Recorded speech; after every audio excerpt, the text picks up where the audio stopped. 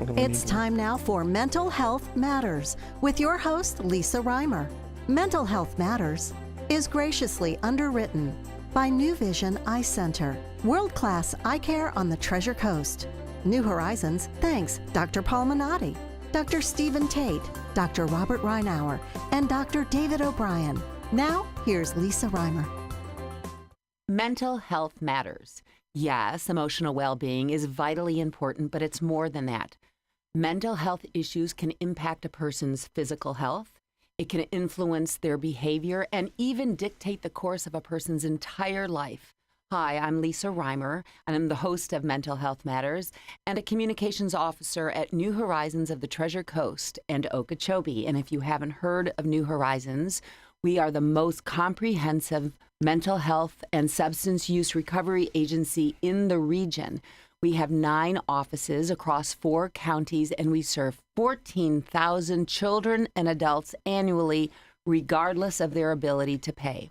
We were established in 1958, so we are celebrating our 60th anniversary. And in the studio with me today is John B. Romano, who is our CEO, and he is retiring after 30 years on December 31st.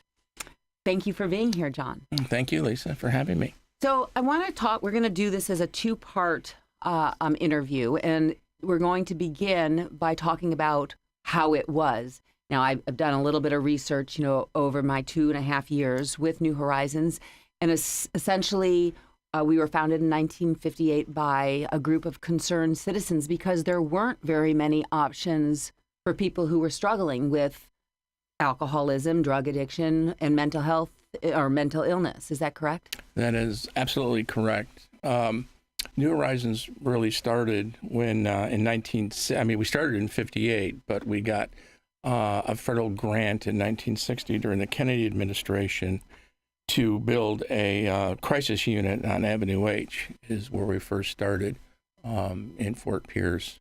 So the money from the feds, so to speak, started the crisis unit, the adult crisis unit, way back in 1960. We started out in 58 with some small outpatient offices. And if I'm correct, I think a psychiatrist was the CEO at the time when it was very, very small. So let's just talk about what it was like. Maybe not, you came on board in 1988. Correct. But what was it like in the years before that? How did people think of mental health? Was there stigma? Yeah, stigma, unfortunately, is still alive and well today. I think back, 30 years ago, 40 years ago, it was much more rampant than it is today. I think people have a better understanding about mental health issues today because of the unfortunate incidences that we've had with shootings and the most recent Parkland thing has really, opened people's eyes to some issues with mental illness. And so were those issues around back in the, say, 70s, in the 60s, 70s, I think 80s? they were around, but they weren't as prevalent as they are today. Mm-hmm. And we also have 24/7 news today. Right, which can drive someone crazy. That's true. That we didn't have back then. Mm-hmm. The cable news networks, they're 24/7. And I think that's heightened people's awareness about mental health and substance use related issues. So when you came on board in 1988, describe what was going on in this community and what New Horizons was doing. Well, back in 1988, we had a crisis stabilization unit on Avenue H. That's where I started. And we also had outpatient offices in each of the counties. They were small. We did case management services, psychiatric services. And we also had a program, a PSR program, psychosocial rehab services, a small program right on Avenue H as well. And we weren't nearly as large as we are today, obviously. We've grown tremendously through the years. Back then, I think the budget was around $9 or $10 million. I don't recall specifically. But we've grown to to a budget, an operating budget of about $29.3 million as we speak. And that sounds like a lot of money, but we serve, like I said, 14,000 children and adults, and we run on a shoestring overhead. I mean, 7.5% administrative costs. Yeah, I mean, we keep our administrative costs as low as we can because there's so many people out there to serve. And unfortunately, a lot of the folks that we serve are indigent type folks, and there just isn't enough state money to reach everybody that we could reach or that we should reach. There's Medicaid funding, Medicare, other third-party insurance. Medicaid was privatized back in the Jeb Bush years when he was governor of Florida, and so there's hardly any what we would call straight Medicaid services today or funding today. It's all through managed care companies. So back, and just to give perspective, back in earlier when New Horizons first started, we talked about, there were a few options: jail, the state hospitals, or just to go untreated. So what are the options? What were the options when we opened up? What did we provide? We also had residential programs back then, what they called level 1, level 2, level 3. Level 1 was your most restrictive facility, where you had 24/7 staff. It was a lockdown facility. We had a level 2, which was a lesser program, if you will, where we didn't require all the staffing that we did for level 1. And then a level 3 back then was called supervised apartments. And, we always had staff there 24/7, but it wasn't like we had to, keep them locked up and do bed checks and things like that. Those programs went away as state cuts became more prevalent as we as funding was decreased for mental health issues. And was that in the 80s when across the country they started shutting down hospitals? Yeah, the state hospitals were shutting down. Money in general revenue dollars were being slashed for depending on what the economy is doing in any given state. The mental health dollars usually was at the top of the list for cuts, and it was unfortunate, but that's that's the way it rolled back then. And even today, mental health and substance use, even though there's been more money put out by the state for the opioid crisis, which I know you're familiar with, and other people probably as well. There's more money coming in, but that's a national issue as well as a state issue, and so that's helped get services to people that may have some mental health issues as well as substance use type issues. And so with the opioid crisis, and this is going back, so they closed most of the hospitals in the 80s. And so who took on the people dealing with mental illness? Well, the state hospitals never really closed, and the money that was funding the state hospitals back then was supposed to be, given back out to the community for community services. But frankly, not all of it reached the community for case management type services, psychiatric services, therapy services, things like that. And so do most of those, or many of those people end up in jail? Some, and absolutely. Where they detox jails have been, unfortunately, mental health institutions to a degree across our state and also across the nation. I have spoken with captains of jails before, and they've told me, and this is like 15 years ago, about 10% of the jail population is on psychotropic drugs. And nowadays I hear 50% or more. I'm not sure if it's that high. You'd have to ask them. I'm sure they have a better, number than I do.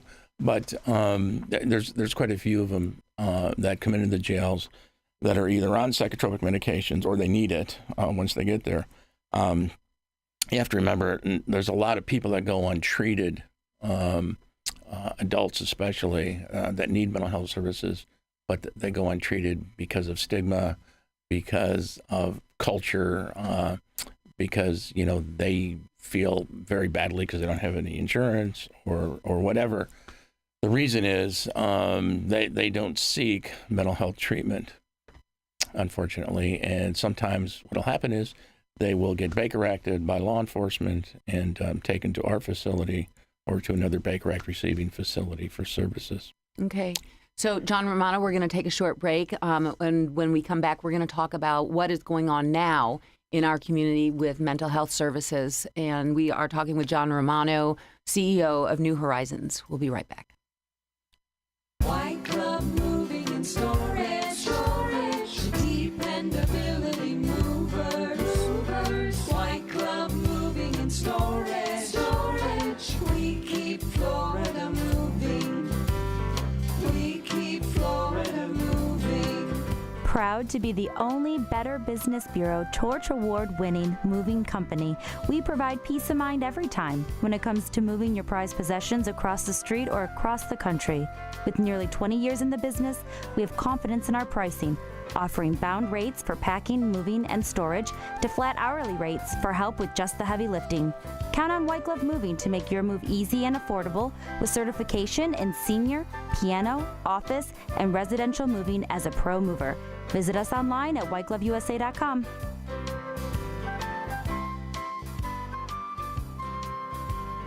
866 Glove 10.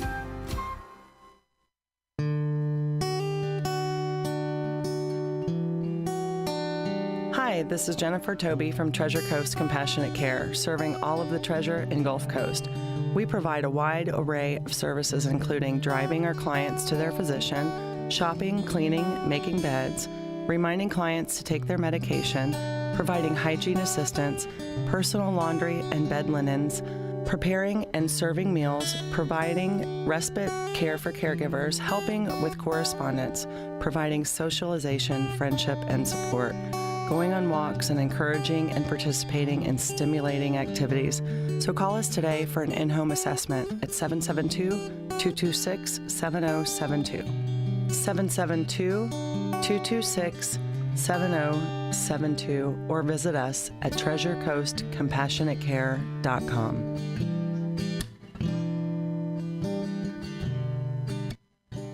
At Outback Steakhouse in Vero Beach, we live by Aussie rules. And Aussie rule number 51 is to enjoy steak anywhere. Now you can enjoy mouth-watering steaks like Victoria's Filet Mignon, our most tender thick-cut steak, at home with Outback's delivery service. You can spend more time enjoying the food you love with the people you love and less time preparing it. Call or order the bold flavor of Outback Steakhouse online at outback.com and we'll deliver them right to your door. Aussie rules.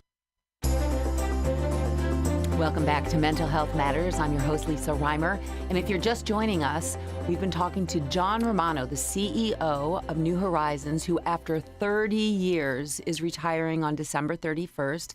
We talked a little bit about what it was like back in the day. New Horizons has been around 60 years, and this whole broadcast will be posted on our Facebook page, New Horizons Mental Health. So now, John, we're going to talk a little bit about what it's like now. So what is it like now? Tell us about, first of all, stigma. Stigma still around? Absolutely, stigma is still around. Oftentimes when I speak to civic organizations, civic clubs, like the JCs or the Lions Club, and always after I'm through, someone will come up to me and want to talk about mental health issues, someone who has a loved one or a good friend who's suffering from either mental health issues or substance use issues. Will want to talk with me privately, but they wouldn't want to talk about it publicly. Because I always ask, how many people in here have heard of New Horizons? Usually about half or more will raise their hands. And then pretty consistently, someone who didn't raise their hand, because I can take note of that, will come up to me and want to talk about it. So I use that as kind of my yardstick for the stigma thing. And it's kind of sad because mental illness is just like any other disease, cancer, high cholesterol, high blood pressure, whatever. It's just a disease of the brain. And, people want to talk about that. And too much of it is precipitated, of course, by childhood trauma that they had no control over. Exactly. Right. Yes. So, and we talk about that a lot on this show. Yes, absolutely, childhood trauma. So tell us, first of all, so we have 9 offices across 4 counties, including our main campus, which is really your pièce de résistance. I mean, it's your sort of the expression of what you have done in your career at New Horizons. Well, thank you for that, but it's not what I have done. It's basically been a team effort. On our campus, as you well know, we have a 30-bed crisis stabilization unit for adults, a 20-bed unit for children, amongst other services, which I'm not going to repeat all that. But I think our biggest achievement has been the opening of the Children's Crisis Stabilization Unit back in September of 2010. The area was without one for quite a few years. There were like 4 beds in Indian River County when we opened that facility. Correct. And now there are 8 in Indian River County. So we have, with our 20 beds, 28 beds for children in crisis. Yes, absolutely. And what constitutes a crisis? Well, usually it's a client is a danger to himself or others. Most of the time, law enforcement is involved. They'll get Baker Acted, or from hospital emergency rooms as well. They'll come into the hospital emergency room because the parent or the guardian doesn't know where else to take a child or an adult for that matter. And they'll end up in an ER, emergency room, and then after they're checked, physically, if the doctor feels that there's some, underlying mental health issues or blatant mental health issues, they will Baker Act them to New Horizons or another receiving facility close by. So, do we know more about mental illness now than we did, say, 30 years ago?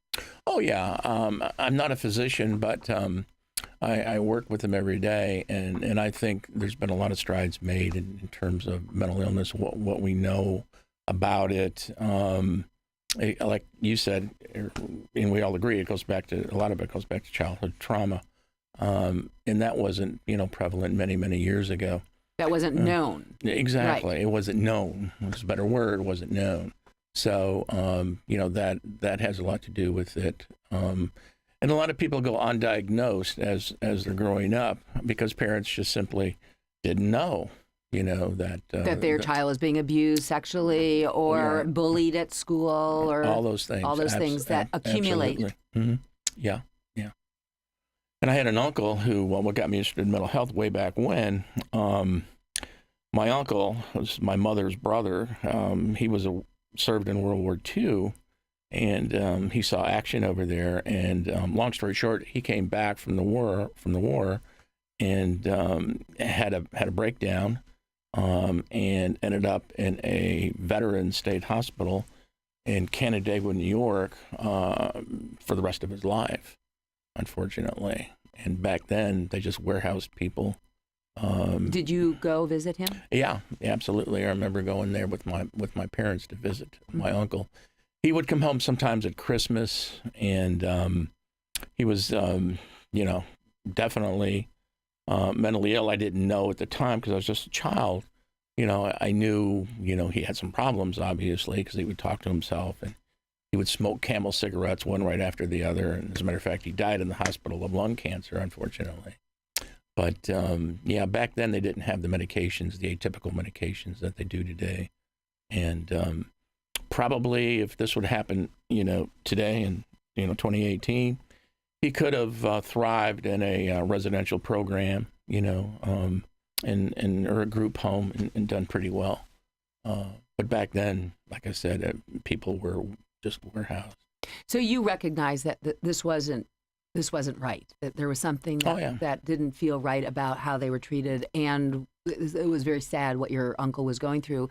You came down to Florida and worked with DCF when you first started as a young man, and your new bride. So tell us, what did you do for DCF? Well, when I first came to Florida in 1974, we came to Okeechobee, and my wife got a job as a teacher in the Okeechobee school system.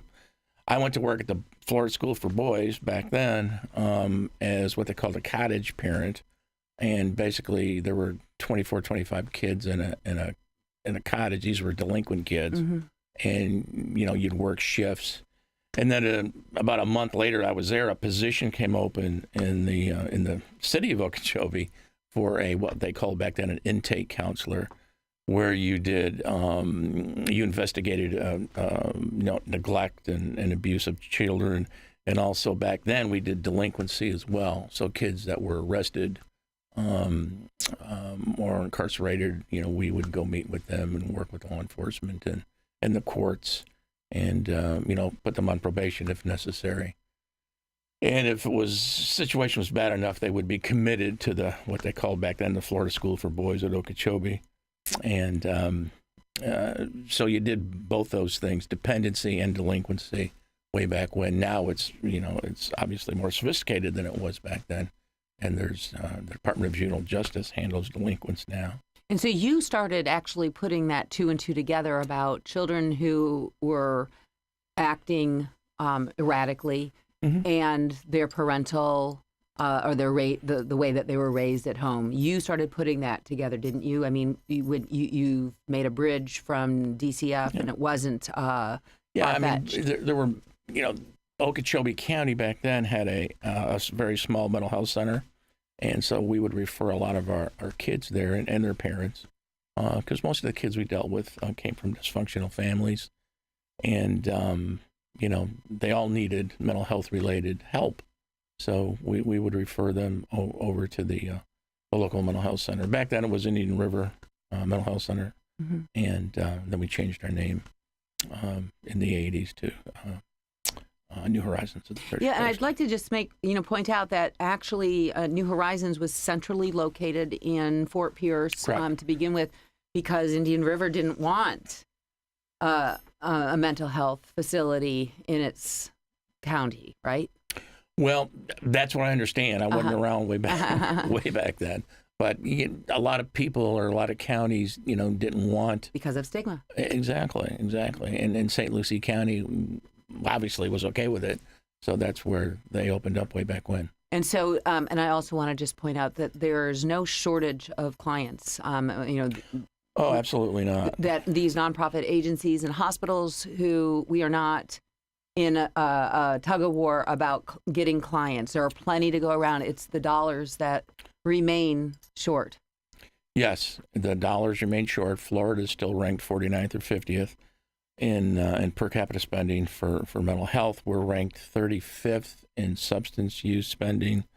It's getting a little bit better, but we're still not where we need to be as a state or as a community.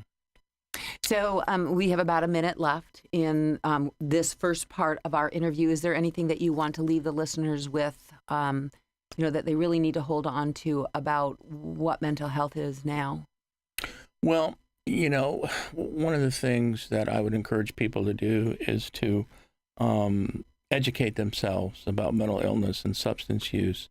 You can Google most anything today, and there's a ton of articles on the internet about mental illness and substance use, or talk to your own doctor. It doesn't have to be a psychiatrist per se. Would be great if it was a psychiatrist.